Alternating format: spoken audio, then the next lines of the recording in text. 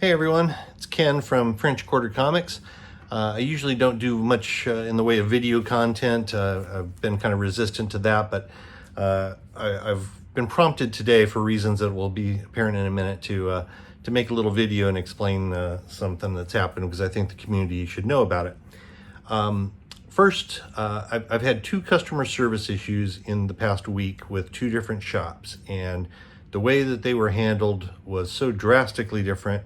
I wanted to give immense praise to one and alert everybody to the other. The first was 221 Comics, and I cannot be more impressed with the way they handled a customer service issue this week. I had ordered two sets of this Something is Killing the Children variant from them a while ago. The order arrived last week. I think it was like a week ago today, even last Friday maybe. I'd ordered two sets, but only one set arrived, and I immediately sent an email and thought, I wonder how long this is going to take to get resolved. The owner, Joe, of 221 Comics, literally responded to my email within 5 minutes. He apologized for what had happened. He sent out the second set of books that I was missing. I got them within 2 days, and which he didn't even have to do. He even threw in a pretty pricey variant comic just as an apology, and it was totally unnecessary, but so classy. Such a great way to handle a customer. I was very, very impressed. I will do all kinds of shopping with 221 Comics from now on. They've made a loyal customer for life. On the other end of the spectrum, Unknown Comics, from whom I intend to never order again. I received an order from them on Monday of 31 books, and of that 31, 9 of them arrived badly bent and damaged. The upper left corners in these were badly creased. You can see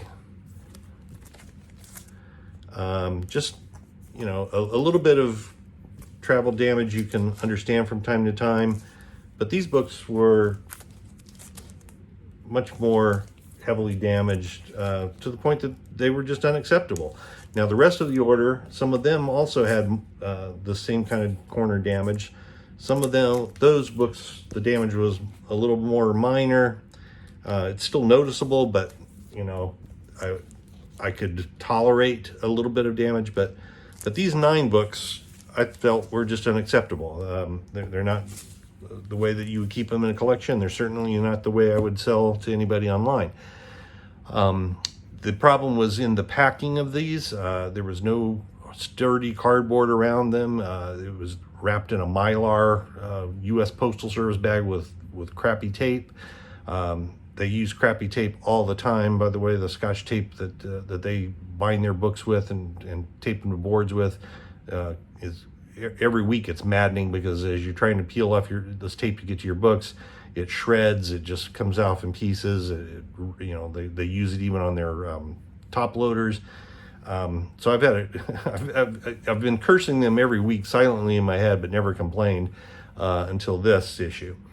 Now, when I saw that a third of my order, this amounts to about $50-$60 at least of books, was badly damaged by the way they packed them, I sent them an email first thing Monday afternoon or Tuesday morning actually.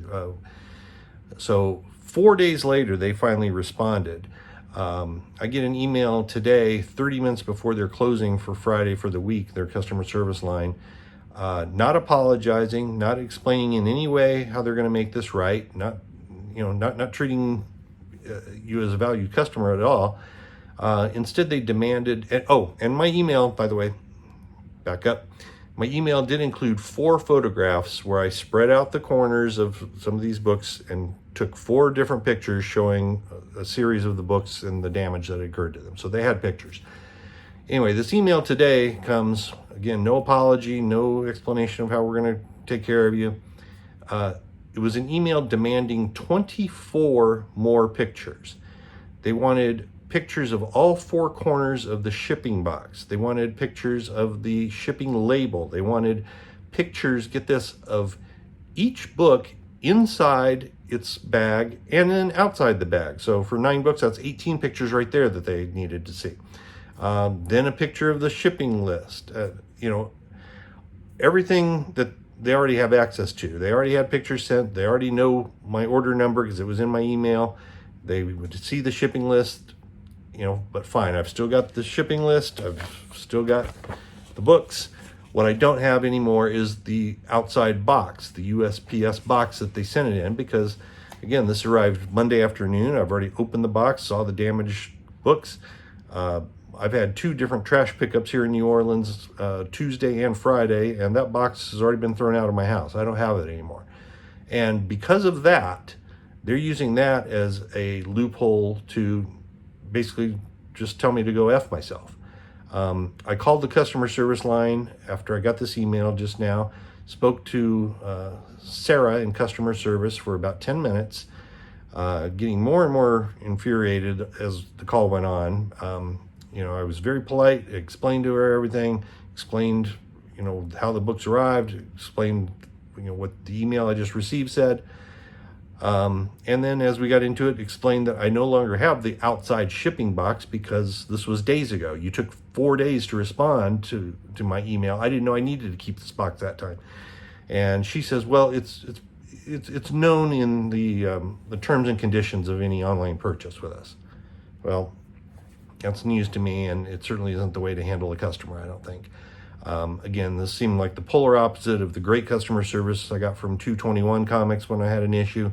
Unknown Comics just could care less about you as a customer. They just wanted a loophole to get out of having to compensate me for the books. She says that they won't be replacing the books because they don't replace weekly books. And I'm not going to be getting any kind of a refund apparently because I don't have the outside shipping box anymore. They wanted to blame this on USPS rather than their own very lax, crappy packing process. And again, of the 31 books, most of them had some kind of damage, and it wasn't because that box was crushed. These books were damaged by the way they were wrapped, in my opinion. They were just, like I said, bound in a Mylar, taped together, pulled tight. I think that they just pulled it too tight when they were trying to tape them together, and they bent the corners, or they bent them trying to cram them into this box with a little bit of bubble wrap around it. They forced it in and bent them and just sent it off anyway. But apparently I'm not going to get anything for that in return. I'm out $50-$60. I'm out, the books that I was going to be able to have in the collection or sell to others, on an auction. I've been able to replace some of the books already at my LCS, but just a crappy way of doing things. And so for those reasons, I just wanted to alert everyone in the community. That's the way Unknown Comics is going to handle you. They don't seem to care about the customers. 221 Comics, on the other hand, give Joe all the business you can. That guy is a stand-up dealer. He knows how to take care of people. He went above and beyond and earned customer loyalty from me forever.